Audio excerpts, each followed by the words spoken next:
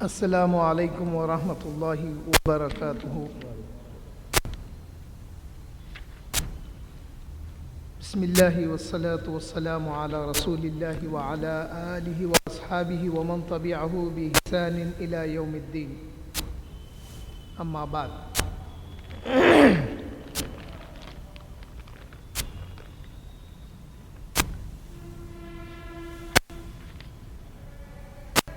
فقد قال اللہ تعالی فی کلامہ القدیم: اعوذ باللہ السمیع العلیم من الشیطان الرجیم، یا ایہا الذین آمنوا اذا ناجیتم الرسول فقدموا بین یدی نجواکم صدقہ ذلک خیر لکم واطہر فإن لم تجدوا فإن اللہ غفور رحیم۔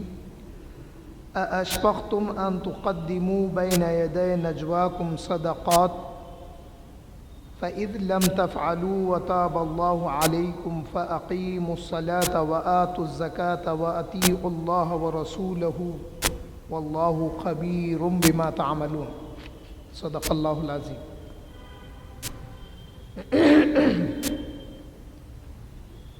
اس کا ترجمہ ذہن میں رکھیے، پھر جو احادیث آئیں گے وہ آپ کی سمجھ میں آسانی سے آئیں گے۔ اللہ تعالیٰ فرماتے ہیں: یا ایہا الذین آمنو، اے ایمان والو، اذا ناجیتم الرسول، جب تنہائی میں رسول اللہ سے بات کرنا چاہتے ہو، یعنی آپ اپنی بات جب رسول اللہ سے عرض کریں تنہائی میں، سرگوشی میں، تو پھر اللہ تعالیٰ کیا فرما رہے ہیں؟ فقدموا بین یدی نجواکم صدقہ، یعنی تم رسول اللہ سے سرگوشی یا اپنی آپ کوئی بات سنانا چاہتے ہیں تو رسول اللہ سے عرض کرنے سے پہلے اللہ کی بارگاہ میں صدقہ دیا کرو، کچھ اللہ کی راہ میں خیرات کیا کرو۔ پھر آگے فرما رہے ہیں: ذالک خیر لکم واطہر، ایسا کرنا یہ بات تمہارے لیے بہتر ہے اور دلوں کو پاک کرنے والی ہے،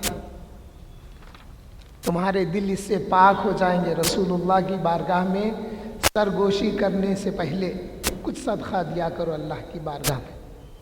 فَإِن لَمْ تَجِدُوا، اور اگر تم ایسا نہیں پاتے، یعنی اگر تم اس کی سکت نہ رکھتے ہو تو بے شک اللہ تعالیٰ غفور اور رحیم ہے۔ تم اگر صدقہ نہیں دے سکے تو اللہ تعالیٰ تمہیں معاف بھی کر دے گا اور وہ رحیم بھی ہے، رحم کرنے والا ہے۔ پھر آگے کیا فرما رہے ہیں؟ اَأَشْفَقْتُمْ أَن تُقَدِّمُوا بَيْنَ يَدَيْ نَجْوَاكُمْ صَدَقَاتٍ، کیا تمہارے اوپر یہ بات گراں گزر رہی ہے کہ تم رسول اللہ کی بارگاہ میں سرگوشی کرنے سے پہلے کچھ صدقہ کیا کرو؟ فَإِذْ لَمْ تَفْعَلُوا، اگر تم ایسا نہیں کر سکو تو تاب اللہ علیکم، اللہ تعالیٰ تمہاری توبہ، یعنی تمہاری ایسا نہ کرنے پر اللہ تعالیٰ تم پر نظر کرم فرمائے گا۔ اور پھر اللہ تعالیٰ حکم دے رہے ہیں: فَأَقِيمُوا الصَّلَاةَ وَآتُوا الزَّكَاةَ، اور نماز کو قائم کرو اور زکوٰۃ ادا کیا کرو۔ وَأَطِيعُوا اللَّهَ وَرَسُولَهُ، اللہ اور اس کے رسول کی اطاعت کرو۔ وَاللَّهُ خَبِيرٌ بِمَا تَعْمَلُونَ، اور اللہ تعالیٰ خوب جانتا ہے جو تم کرتے رہتے ہو۔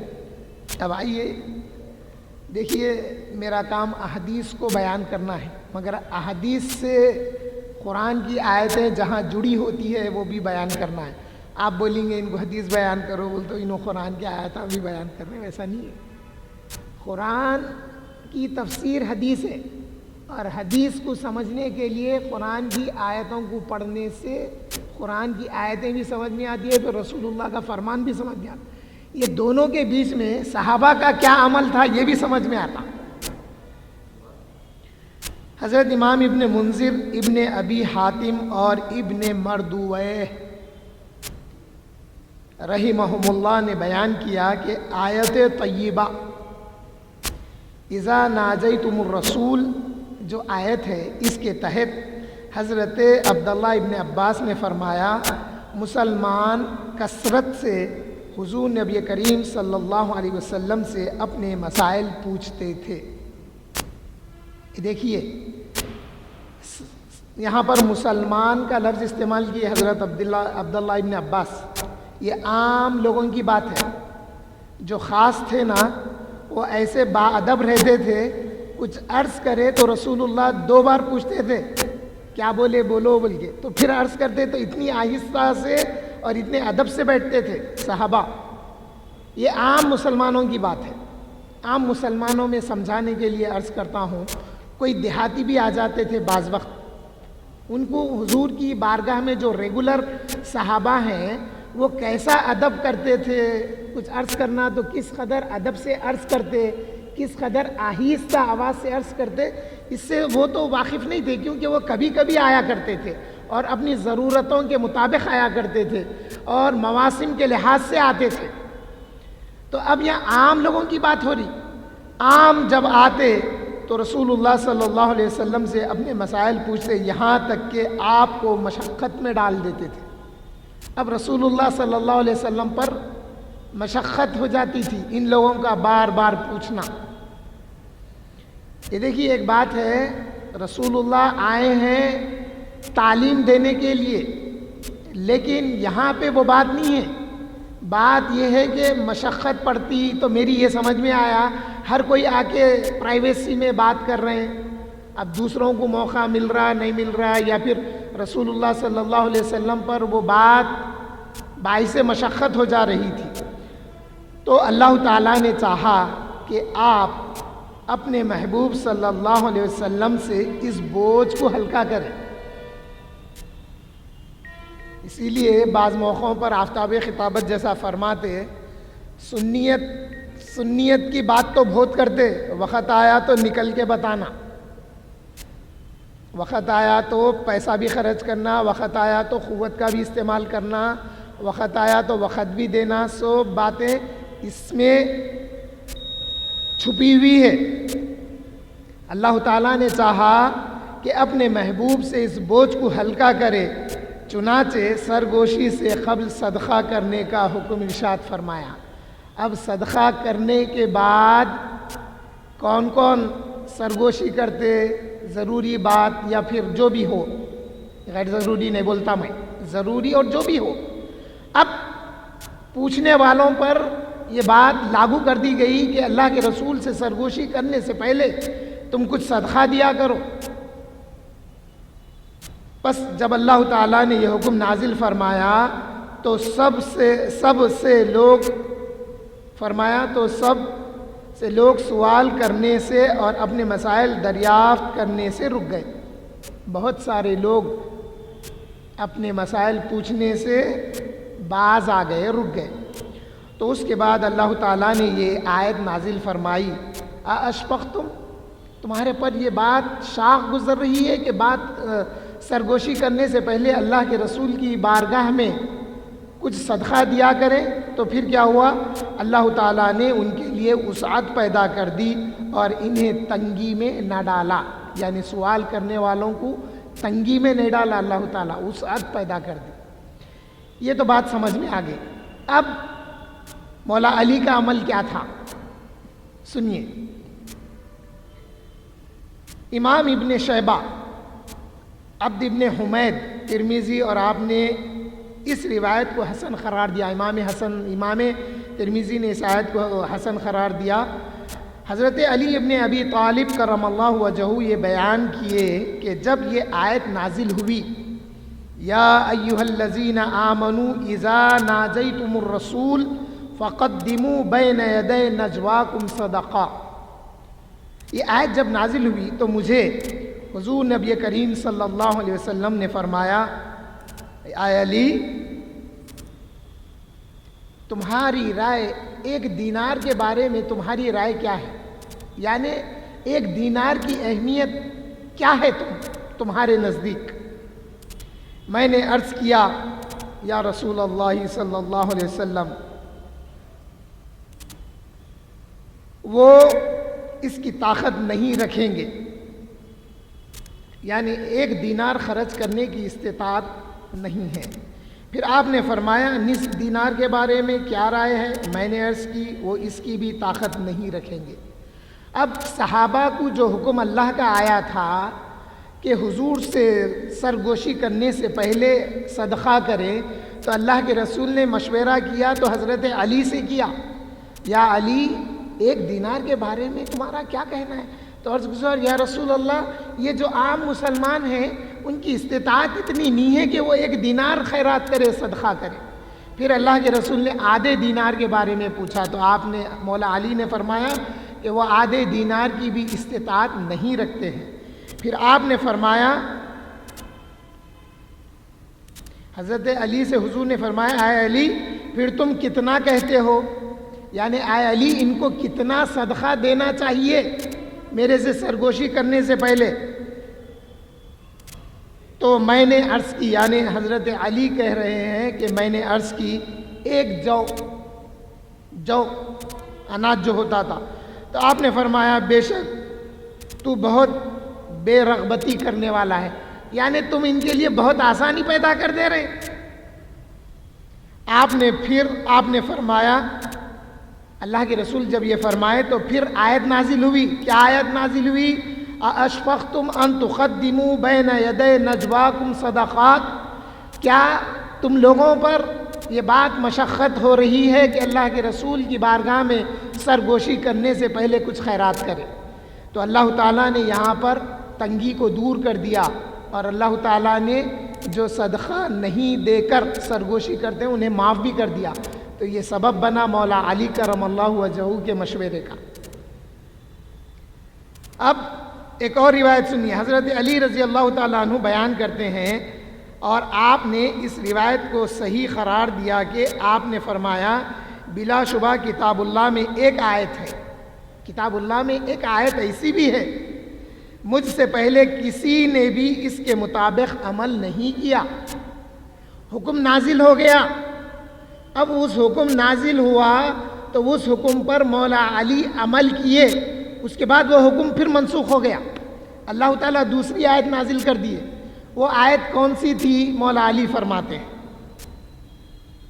مجھ سے پہلے کسی نے بھی اس کے مطابق، اس آیت کے حکم کے مطابق عمل نہیں کیا، اور نہ ہی میرے بعد اس آیت کے مطابق کوئی عمل کرے گا۔ صبح قیامت تک اب حکم وہ ختم ہو گیا، اور وہ آیت نجوا ہے، وہ آیت نجوا ہے، یعنی حضور سے سرگوشی کرنے کے متعلق جو آیت ہے، یا ایھا الذین آمنوا اذا ناجیتم الرسول فقدموا بین یدی نجواکم صدقہ، یہ جو آیت ہے مولا علی فرما رہے ہیں، یہ آیت میں حکم تھا نا، اے ایمان والو رسول اللہ سے سرگوشی کرنے سے پہلے اللہ کی بارگاہ میں صدقہ کرو۔ یہ آیت نازل ہوئی، یہ حکم آیا، میرے پاس 1 دینار تھا،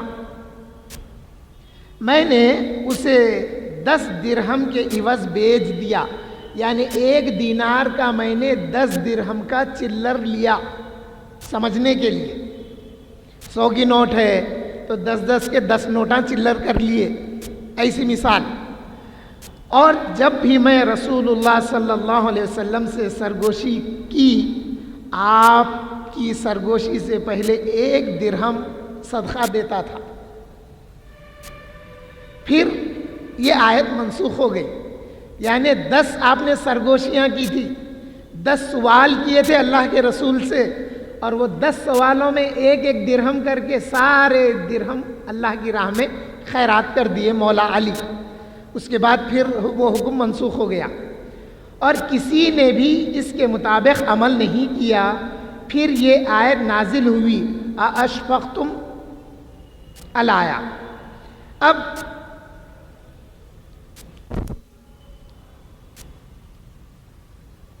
حضرت علی کی ایک اور روایت ہے، آپ نے فرمایا میرے سوا کسی نے اس آیت کے مطابق عمل نہیں کیا، یہاں تک کہ یہ آیت منسوخ ہو گئی۔ آیت نجوا کا حکم 1 ساعت تک ہی باقی رہا، حضرت علی عمل کرنے تک وہ آیت کا حکم باقی رہا. جیسے آپ کا عمل ہوا، یعنی آپ 10 سوال رسول اللہ سے کر کے 10 درہم 1 دینار کے برابر خرچ کر دیے تو اللہ نے اس آیت کو منسوخ کر دیا.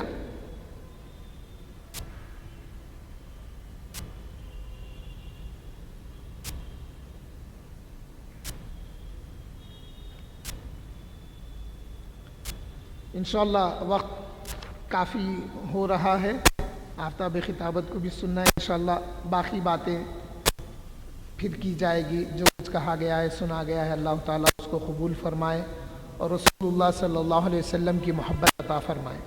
آج ایک اچھی بات میں یہ دیکھا، آفتاب خطابت سے ذکر کیا. آفتاب خطابت کا جو کہنا ہے اللہ اس کے رسول کے لیے محبت رکھنا،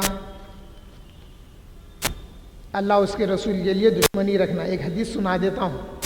امام ابن شیبہ، حکیم ترمذی نے نوادر الاصول، یہ کتاب میں پاس ہے، نوادر الاصول الحمدللہ میں، اور ابن ابی حاتم رحمہ اللہ نے حضرت ابن عباس رضی اللہ عنہ سے بیان کیا کہ انہوں نے فرمایا، حضرت عبداللہ ابن عباس نے کیا فرمایا، اللہ تعالیٰ کی رضا اور خوشنودی کے لیے محبت کرو. اللہ تعالیٰ کی رضا کے لیے بغض رکھو. اگر کسی سے دشمنی کر رہے ہیں تو اللہ کو راضی رکھنے کے لیے دشمنی کرو. یعنی اللہ اس کے رسول کے مخالفوں سے مخالفت کرنے سے اللہ اس کا رسول خوش ہوتا ہے، یہ معنی ہے سمجھنے کا. اور اللہ تعالیٰ کی رضا کے لیے عداوت رکھو. اللہ تعالیٰ فرمایا، اے ایمان والو، میرے دشمنوں سے دوستی مت رکھو. تو یہاں پہ کیا بات ہے؟ اللہ تعالیٰ کی رضا کے لیے دشمنی رکھنا اور اللہ تعالیٰ کی رضا کے لیے ہی دوستی قائم کرو. اب حضرت عبداللہ ابن عباس اس کا رزلٹ بتا رہے ہیں، ایسا کرنے سے کیا ہوگا. تو آپ فرما رہے ہیں کیونکہ اللہ تعالیٰ کی دوستی اور ولایت اسی سے حاصل کی جا سکی ہے. ایسا کرنے سے ہی اللہ تعالیٰ کے دوست بھی ہوتے ہیں اور اللہ تعالیٰ کی ولایت ایسا کرنے کی وجہ سے حاصل کی جا سکی. یعنی اب تک ویسے ہی ہوتا رہا. جو اللہ اس کے رسول کے لیے دوستی اور دشمنی رکھے گا اللہ تعالیٰ اس کو اپنا دوست بناتا ہے اور اللہ تعالیٰ اسے ولایت عطا کرتا ہے. تو معلوم یہ ہوا ولیوں کے پاس سب آتے، ارے آنا ان کا کام ہے، مگر اللہ کے ولی پسند نہیں کرتے، کیونکہ اللہ کے دشمن سے اللہ کے ولی کی دوستی رکھیں گے. انہوں ولی بننے کے بعد نہیں رکھنے سے ولایت ملی. تو پھر اب یہ بات سمجھنے کی تھی. اور پھر آپ نے یہ مذکورہ آیت پڑھی، لا تجدوا قوما یؤمنون باللہ والیوم الآخر. اس کی بڑی تفصیل ہے، انشاءاللہ آئندہ بیان کی جائے گی. جو کچھ سنا گیا ہے، کہا گیا ہے، اللہ تعالیٰ اس کو قبول فرما. آمین والحمد للہ رب العالمین.